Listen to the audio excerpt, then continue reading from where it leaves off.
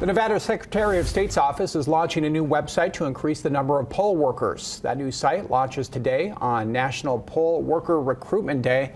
The state hopes it will help with a shortage of poll workers being felt around the nation.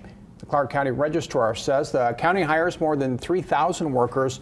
Training starts this month. To learn more, we do have information on our website, and that is fox5vegas.com. New details about Vice President Kamala Harris's upcoming trip to Nevada. Fox 5 has learned she will be in Las Vegas next Saturday, August 10th. The VP's trip will be her final stop on a battleground state tour across the country, which will also hit Philadelphia, Detroit, and Phoenix. Fox 5 is still waiting to learn details about where and when next Saturday's event will take place. And the Vice President spent this morning in Houston, where she attended the funeral service for Congresswoman Sheila Jackson Lee, who died earlier this month. Former President Bill Clinton and wife Hillary were also in attendance. Jackson Lee served in Congress for nearly 30 years. She died July 17th after losing her battle with pancreatic cancer.